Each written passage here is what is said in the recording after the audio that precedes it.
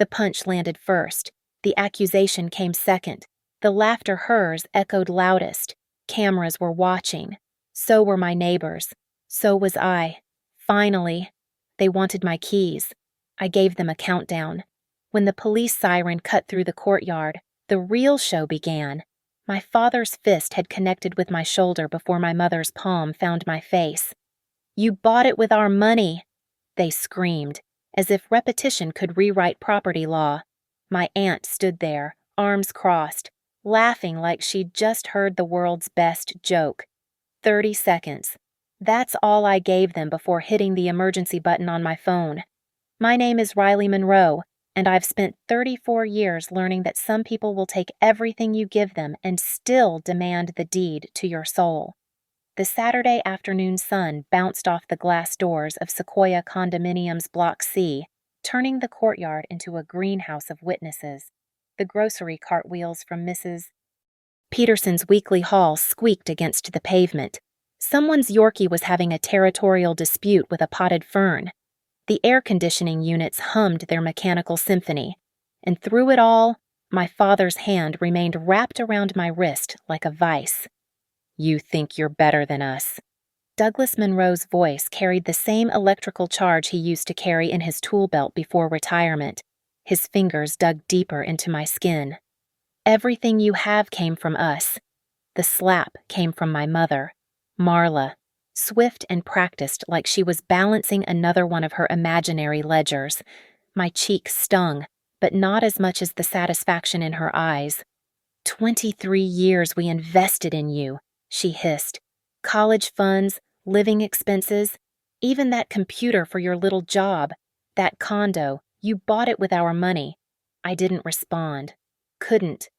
Not because the words weren't there, they were lined up like soldiers, but because I'd finally learned that some battles aren't won with words.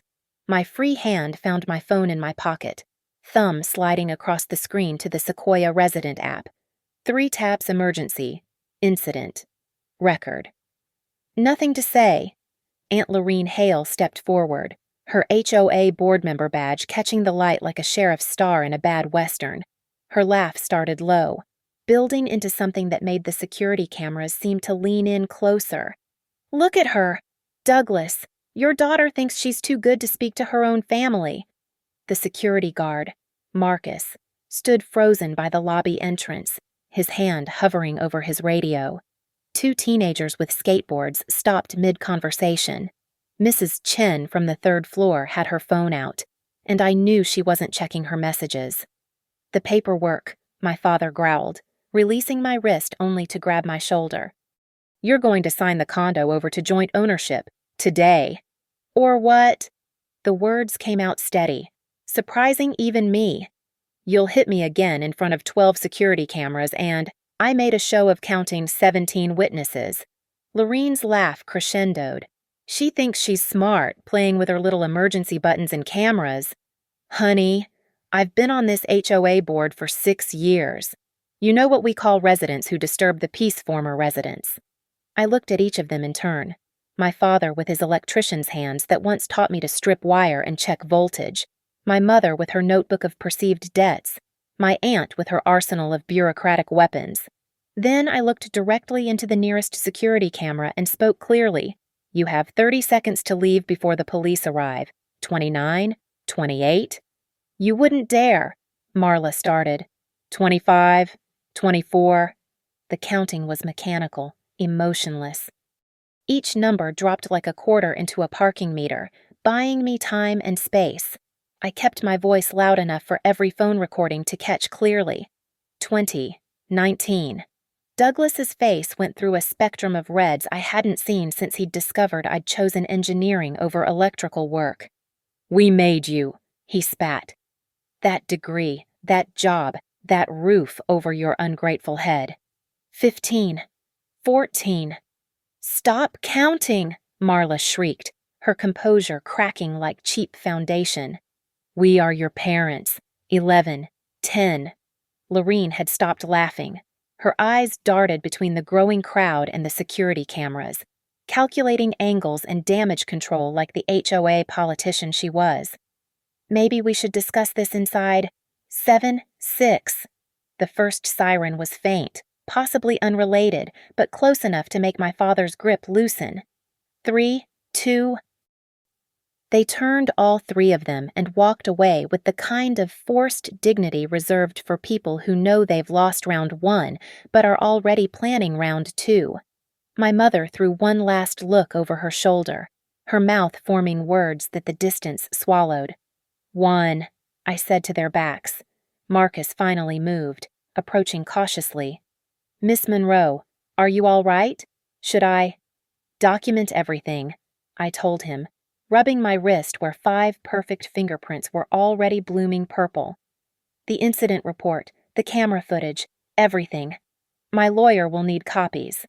As the courtyard slowly returned to its weekend rhythm, I stood there in the epicenter of what had just become my war zone, knowing that this wasn't over. It had barely begun, but for the first time in 34 years, I wasn't backing down. The emergency button was still glowing on my phone screen. Good. Let it record everything. The bruises on my wrist had turned the color of storm clouds by the time I pulled out the old photo album from my closet. 11:30 p.m., and I couldn't sleep. Every time I closed my eyes, I saw my mother's ledger, that green spiral notebook where she recorded every penny they'd ever spent on me like I was a bad investment waiting to mature. Page 1 of the album me at 9 years old, holding a ceramic piggy bank I'd painted at school. I remembered that day because it was the day my mother taught me about family money. She'd taken the bank, cracked it open with a hammer, and counted the $7.35 inside. This goes in the family fund, she'd said, dropping the coins into her purse. We share everything in this house. But sharing was a one-way street in the Monroe household. My first job at 16 bagging groceries at Kroger came with mandatory direct deposit into an account my parents controlled. For your future, they said. When I wanted to buy a graphing calculator for AP Calculus, I had to submit a written request. When I worked 3 jobs the summer before senior year, Kroger, Dairy Queen, and weekend tutoring, every penny went into that account. The balance grew, but my access remained 0.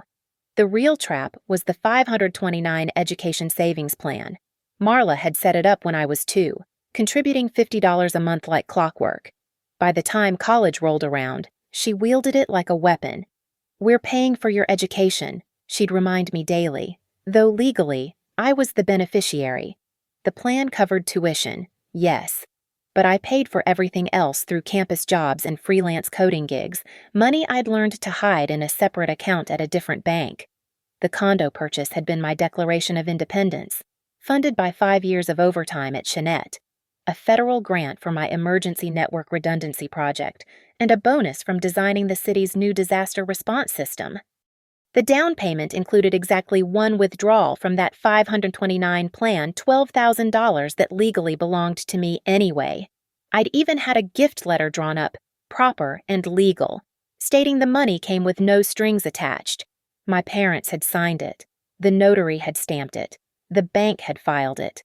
But in my family's mythology, that $12,000 had transformed into the entire $150,000 down payment.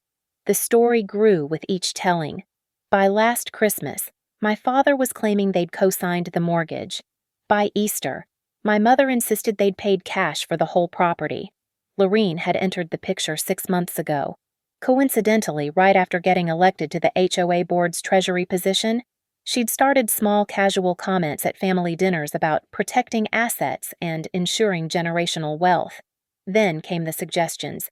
You should add your parents to the deed, Riley, for tax purposes. When I'd politely declined, she'd laughed that same laugh I'd heard today. You young people don't understand how the world really works. But I understood perfectly. I'd spent 18 years watching my parents tally every birthday gift, every Christmas present, every school supplies purchase in that green notebook. I'd seen my mother pull it out during arguments, reading entries like evidence in a trial. June 15th, 2003. New shoes for Riley, $49.99. August 3rd, 2003 school supplies, $73.42. The notebook was a chain of debt designed to last forever. Each entry another link. Even after I'd started earning six figures at Chanette, the guilt remained. Every achievement was credited to their account. Every success was actually theirs.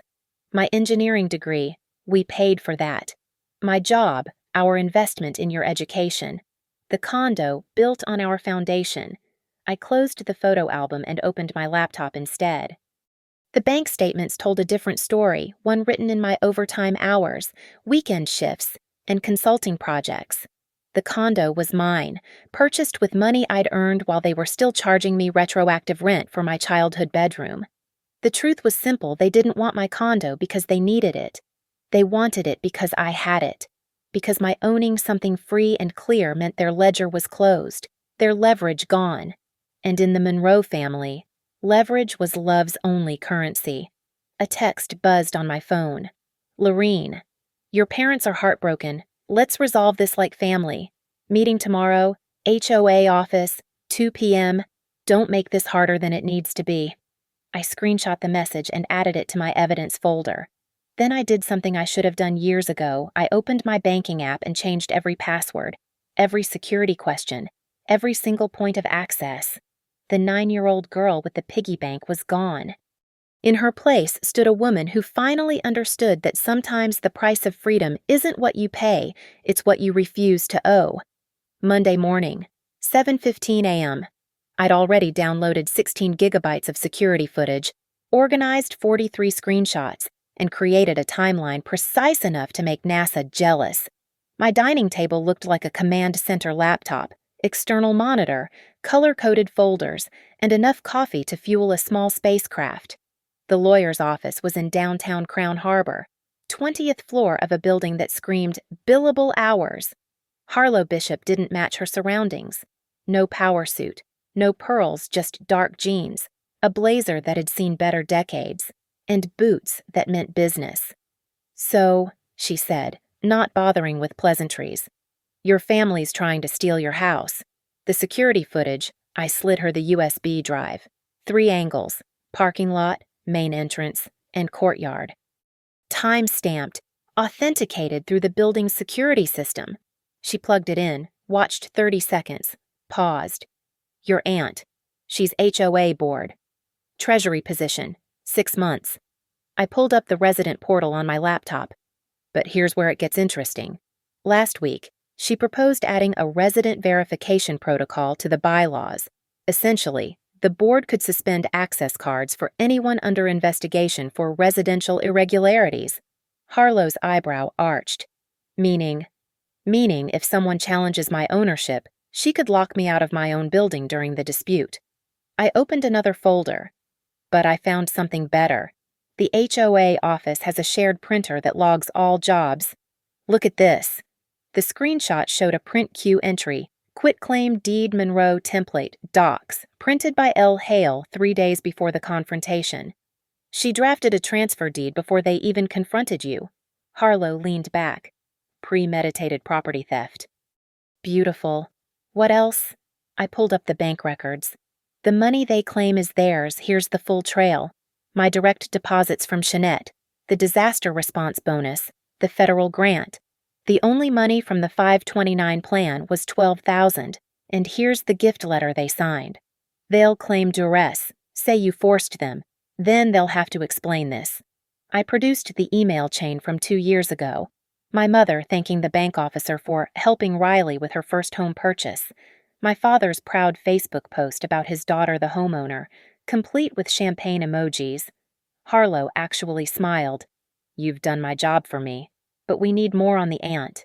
She's the dangerous one. I opened another file. Lorene Hale's HOA voting record. She's approved 3 emergency assessments in 6 months, 2 contractor bids from the same company. I pulled up the state business registry, which doesn't exist except on paper. The registered agent is James Hale. Her brother-in-law? Holy fraud, Batman. Harlow was typing rapidly. You have proof of payments. Check images approved by the board, signed by Lorene. $47,000 total for landscaping improvements. Here's photos of the property from every week. The images showed the same dead bushes, the same cracked sidewalk. Nothing's been landscaped except their bank accounts. This changes everything. Harlow closed her laptop with the satisfied snap of a trap being set. Your parents want your property fine. We're going to give them exactly what they asked for a legal education they'll never forget. She stood, started pacing. Here's the play. We invite them to a mediation session. HOA conference room. It's technically a public meeting space, so recording is legal with posted notice. We let them talk, let them threaten, let them admit to everything. And Lorene, your aunt's about to learn that HOA board positions come with something called fiduciary duty. Every fake invoice, every padded contract, that's criminal breach of trust. The forensic audit alone will bury her. I felt something shift in my chest, not relief, but recognition. You're not just talking about defending, you're talking about destroying them. Legally speaking, Harlow's smile was sharp enough to cut glass. Your family brought a knife to a gunfight, Riley, but you brought receipts, documentation, and a paper trail that would make the IRS weep with joy. She handed me a retainer agreement, $2,000 to start, but honestly, with what you've gathered, we'll probably end up making money on this. Fraudulent HOA boards tend to have insurance policies, and insurance companies tend to settle when faced with $47,000 worth of evidence. I signed immediately. When do we start? Already started. I'm filing for an immediate restraining order based on the assault. I'm also sending preservation letters to the HOA, your parents, and your aunt. They delete one email, one text, one anything, and it's spoliation of evidence. As I left her office, my phone buzzed. Text from my mother. We're still your parents. Don't let pride destroy this family. I forwarded it to Harlow with 2 words, more evidence. The girl with the piggy bank would have crumbled at that text. The woman with the lawyer typed back, "See you at mediation. Bring your notebook." The community room at Block C had been transformed into a battlefield disguised as a peace summit. 7 p.m. sharp, Thursday evening. The long conference table gleamed under fluorescent lights, water bottles positioned like chess pieces, and a laminated sign by the door that might as well have been a warning shot. This meeting is being recorded for quality assurance and legal documentation purposes. Harlow had arrived early, setting up a laptop and a small projector. She'd dressed down even more weathered leather jacket over a band t-shirt looking less like a lawyer and more like someone you wouldn't want to meet in a legal dark alley. My parents entered first. Douglas wore his only suit, the one from my college graduation, pulling at the collar like it was strangling him. Marla clutched her green notebook and a folder thick with what I knew would be their version of evidence. Lorene followed. HOA badge prominent, carrying a leather portfolio that screamed, "I know the rules here." "Let's begin," Harlow said, hitting record on 3 devices, laptop, phone, and a digital recorder. "This is a voluntary mediation session regarding the property located at Unit 4B, Sequoia Condominiums. All parties have been notified that this session is being recorded. We don't consent to," Lorene started. "Public meeting space. HOA bylaws, section 12.3. Harlow cut her off. "You wrote the rule, Mrs. Hale. Single-party consent for recordings in common areas when legal notice is posted. Shall we continue?" I opened my laptop and connected it to the projector. The first slide appeared a blown-up image of my bank statement showing the down payment wire transfer. "Let's establish facts," I began, my voice steadier than my hands. $150,000 down payment. Here's the wire transfer from my account. My account alone. "That money came from us." Marla's voice cracked as she opened her notebook. 23 years of investments. "Let's see those investments." I clicked to the next slide. The 529 plan statement. $12,000 withdrawn, for which you signed this next slide gift letter stating the money was given freely with no expectation of repayment or ownership interest. Douglas leaned forward. "We were coerced. By whom?" Harlow asked mildly. "Oh, the notary whose stamp is here, the bank officer whose email confirming the gift is here, or perhaps by this." She pulled up Douglas's Facebook post on her phone. Proud papa celebrating his daughter's achievement. Interesting coercion. We kept her whole childhood. Marla was standing now, notebook shaking.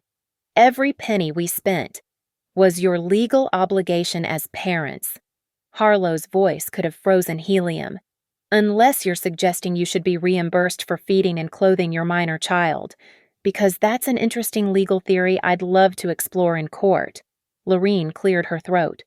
Perhaps we could focus on a solution. Riley could simply add her parents as co-owners. Family helping family. Like this? I clicked to the next slide, the print queue screenshot. This quitclaim deed you printed 3 days before the assault. The room went silent except for the air conditioning's hum. I don't know what Lorene started. Date? Time? Your user login. I clicked again. But let's discuss family helping family. Should we review the Evergreen Landscaping invoices? Lorene's face drained of color. That's HOA business. Exactly. HOA business where $47,000 went to a company that doesn't exist except on paper. A company registered to James Hale. Your brother-in-law? You can't prove. Check images, approval emails, site photos showing no work done. Each slide clicked like a coffin nail. Forensic accounting is fascinating. Aunt Lorene, every transaction leaves a trail. Douglas slammed his hand on the table. We're your parents. We kept your bank account safe all those years. You mean you controlled my money illegally after I turned 18? I pulled up another document. Because according to the Uniform Transfers to Minors Act, parental control ends at majority unless otherwise specified. Every dollar you took after my 18th birthday was theft. How dare you? Marla reached for me, and Harlow smoothly intercepted. Mrs. Monroe, I need you to verbally confirm, are you attempting to make physical contact with my client during a legal mediation? Marla froze, then sat back down. No. Good, because that would be assault. Again. Harlow pulled out a manila folder. Speaking of which, shall we discuss Saturday's incident? The security footage played on the projector.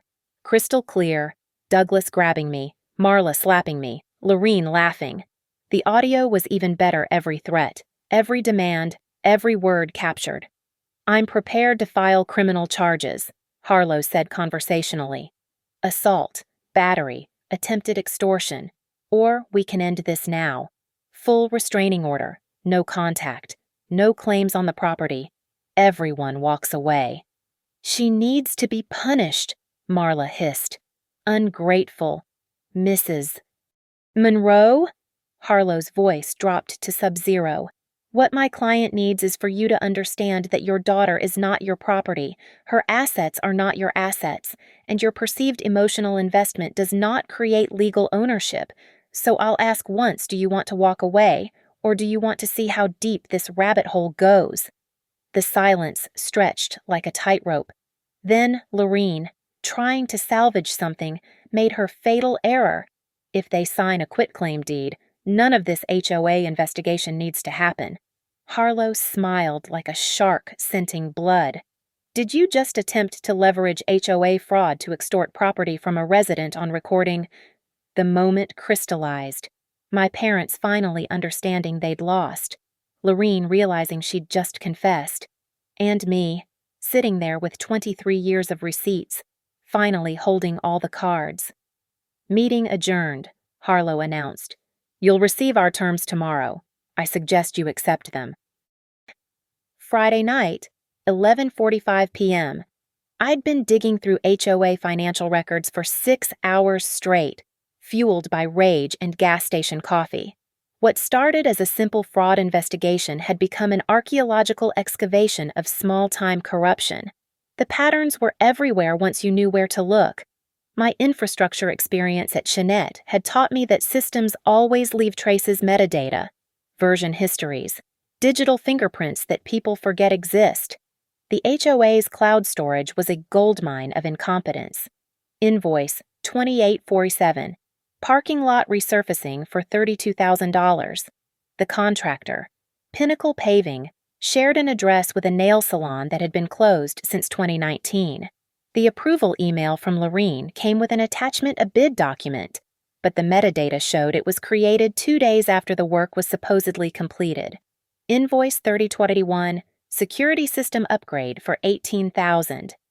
The company, SecureGuard Solutions, had a website that was basically a template with stock photos. The WOIS data showed it was registered by Jay Hale at an email address 1 digit different from Lorene's brother-in-law's main account. Lazy criminals make the best defendants. I cross-referenced every payment with the HOA's bank statements. The checks were deposited within hours of being cut, always at the same ATM, the one inside the Crown Harbor Savings and Loan where James Hale just happened to have his consulting business account. The emergency assessment votes were the masterpiece. 3 assessments in 6 months, each just under the threshold that would require a full resident vote. October $1,500 per unit for critical maintenance reserves, December $1,400 for infrastructure improvements, February $1,600 for landscape rehabilitation. But here's what killed me: the screenshots from the HOA portal showing our amenities. The pool still had the same broken tiles from last year. The gym equipment was the same ancient stuff from 2015. The landscaping was dying shrubs and patches of brown grass that looked like the earth had given up. I pulled up the property tax records. The building's assessed value had dropped 8% due to deferred maintenance. We were paying premium assessments for improvements that were actively making our property worth less. Then I found the smoking gun hidden in a folder labeled Meeting Minutes Archive, an email thread between Lorene and 2 other board members from a month ago. Lorene had written, Riley Monroe's unit would be perfect for Jim's investment portfolio. If we can get her parents on the deed, they'll sell to us cheap to avoid family drama. Below that, board member Tom Garrett had replied, Can't we just cite her for something and force a sale?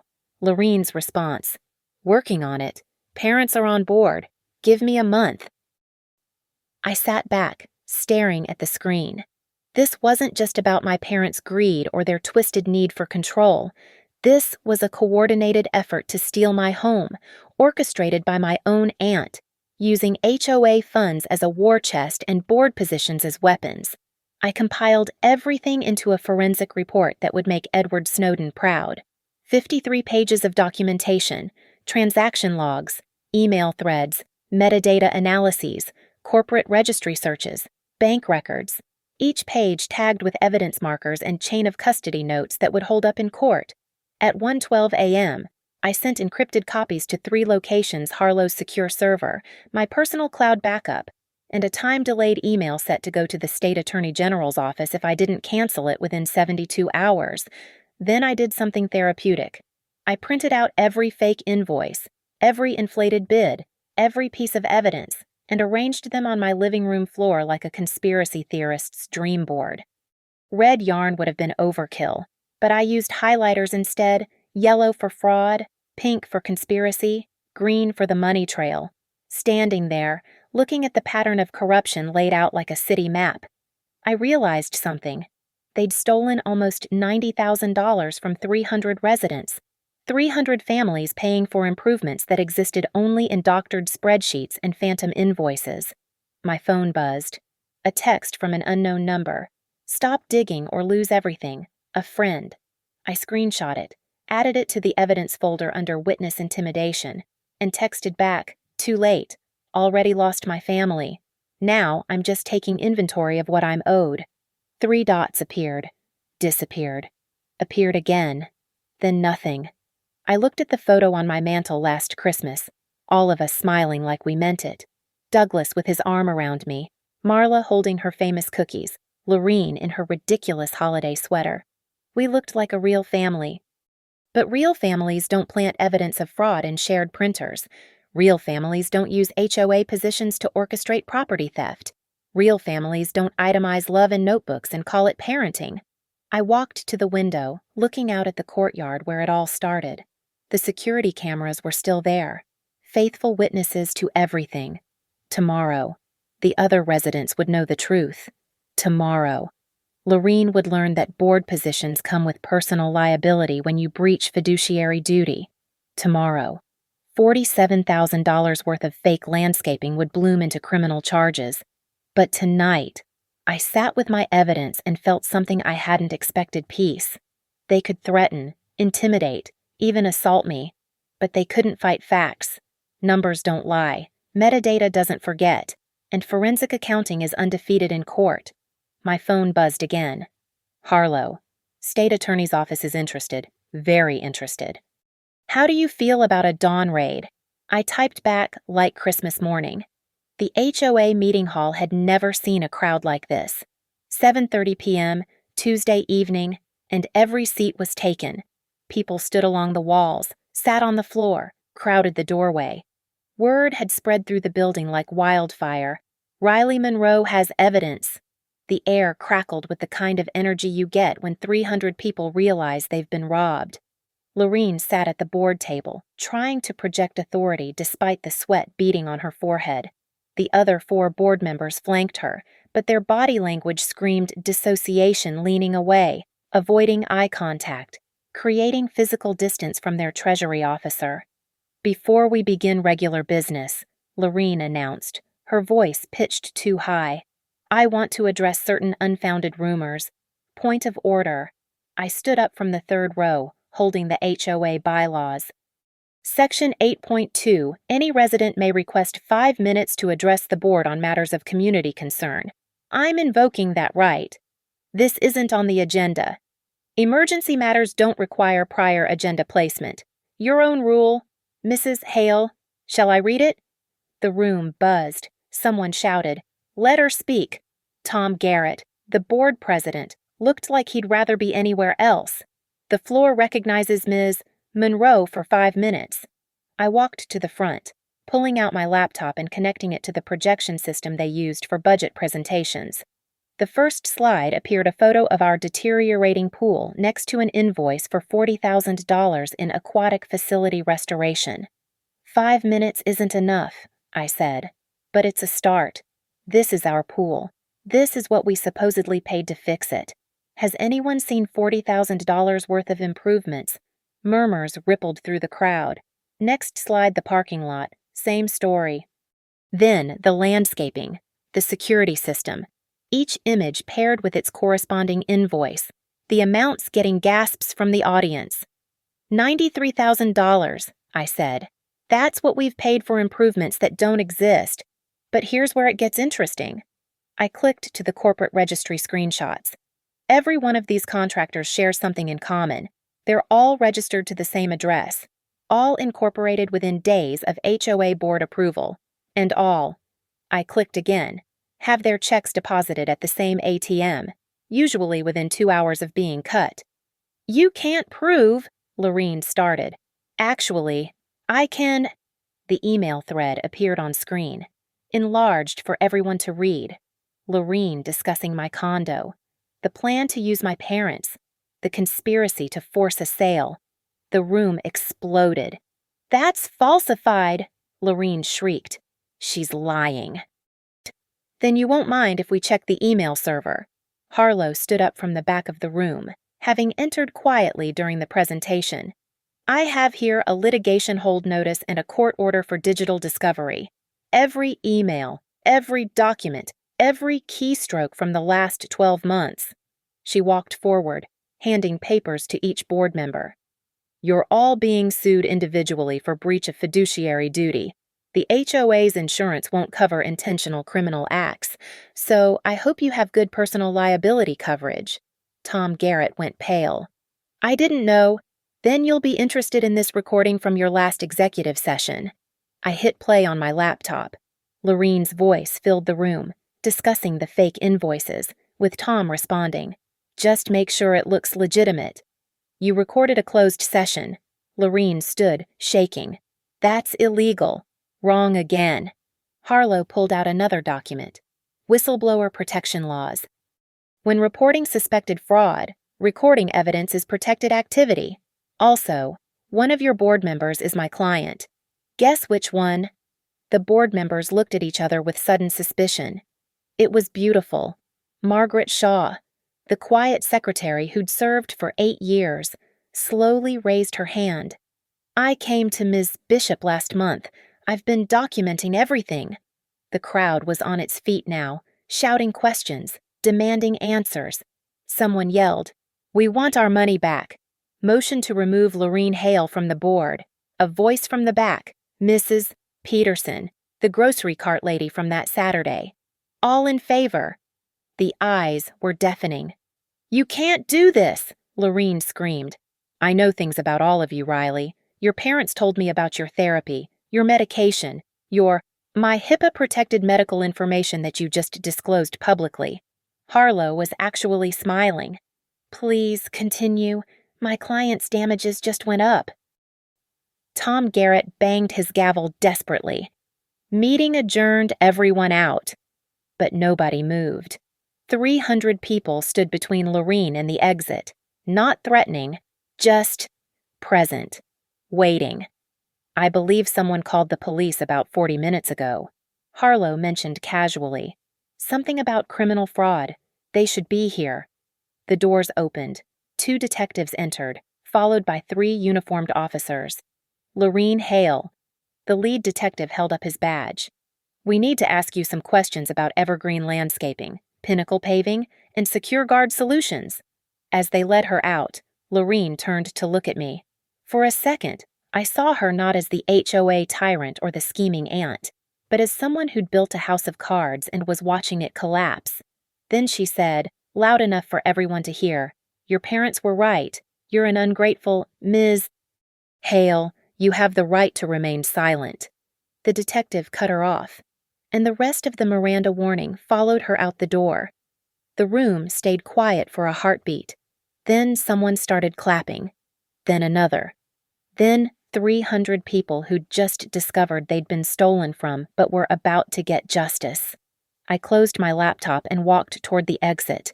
In the hallway, my parents stood frozen, having watched everything through the glass doors. My mother clutched her green notebook like a life preserver. My father's face had aged 10 years in 10 minutes. I stopped in front of them. "Your move," I said, and kept walking. The courtyard looked different at 8 p.m. with police cars angled across the resident parking spots, their lights painting blue and red patterns on the building's glass facade. The same space where my father had grabbed my wrist 2 weeks ago was now a crime scene, but not for that assault for something bigger. Detective Raymond Chin stood by the HOA office door while forensic accountants wheeled out boxes of documents. Lorene was already in the back of a squad car, her head down. That mocking laugh finally silenced. But the night wasn't over. Douglas and Marla Monroe. A second detective approached my parents, who'd been frozen by the entrance since the meeting ended. "We need to speak with you regarding conspiracy to commit property fraud and assault charges filed by your daughter." My mother's green notebook fell from her hands, pages splaying across the concrete like accusations. "She wouldn't, Riley. Tell them I stood by the security desk, calm as the eye of a hurricane." "I already did. The security footage from 2 Saturdays ago. The mediation recording where you admitted to the assault. The email threads between you and Lorene planning to steal my property." "You recorded us." My father's voice broke. "Your own parents." "You hit me," I replied simply. "Your own daughter." The detective stepped forward. "Mr. Monroe, Mrs. Monroe, you're being served with a restraining order. You cannot come within 500 feet of Ms. Riley Monroe or her property. Additionally, you're being summoned to appear in court regarding both civil and criminal charges." Harlow materialized from the HOA office, carrying a banker's box. Perfect timing. "Officers, my client would also like to file charges for financial exploitation of a minor and theft.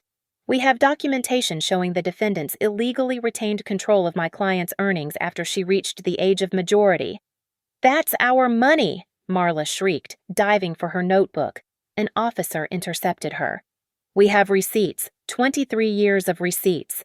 Receipts for fulfilling your legal obligation as parents." Harlow's voice could have frozen hell.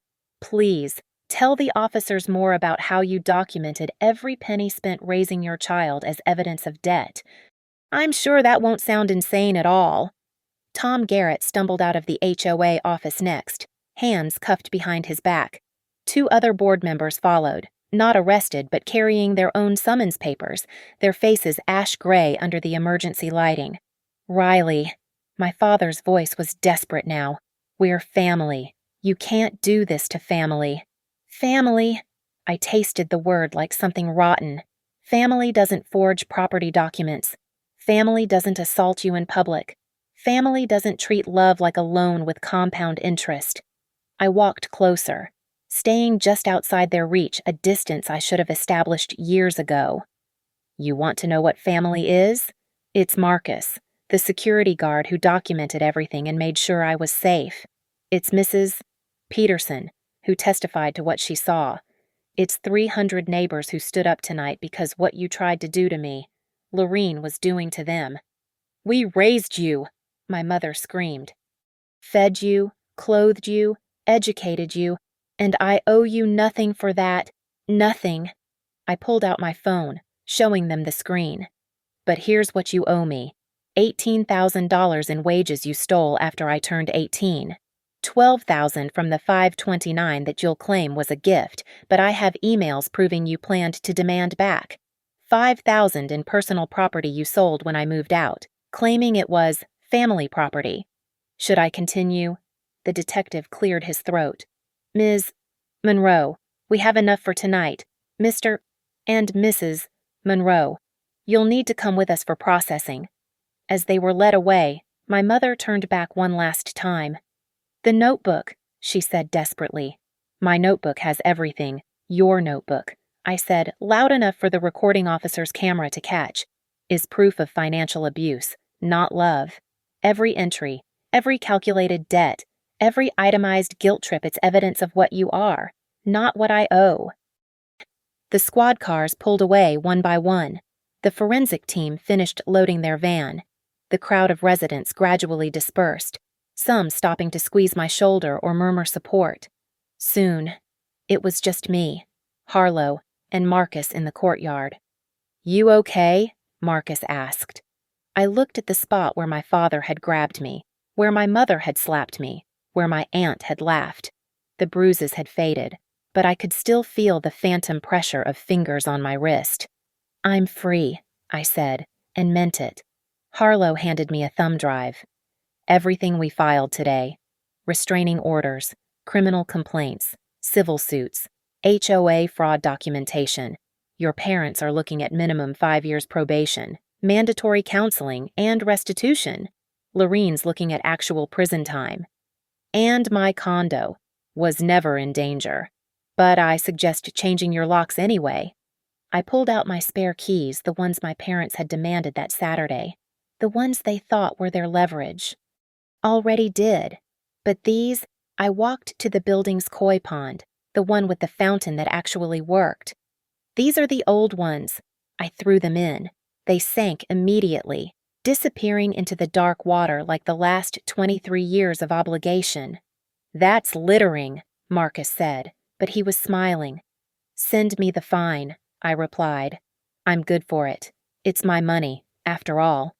The night air was cool and clean, carrying away the last echoes of sirens. Above us, in Unit 4B, my windows glowed warm and welcoming. My home, my sanctuary, mine. Tomorrow there would be paperwork and court dates and probably more family drama. But tonight, I stood in the courtyard where it all began and ended, finally understanding that the price of freedom wasn't what I'd paid, it was what I'd finally stopped paying. The morning after felt like waking up in someone else's life, someone who didn't check their phone for guilt trip texts, didn't calculate emotional debt with every breath, didn't live waiting for the next explosion. 9:15 a.m. sunlight streaming through windows I'd paid for with my own money, in a home that was entirely, legally, irrevocably mine. I stood in my kitchen, making coffee in the silence that used to terrify me. No angry voicemails, no demands, no threats. Just the gurgle of the coffee maker and the distant sound of normal life from other units' kids laughing, TVs murmuring, a dog barking at nothing. My phone sat on the counter, face up. 3 notifications from the Sequoia resident app. Guest access revoked Douglas Monroe. Guest access revoked Marla Monroe. Security alert restricted persons database updated.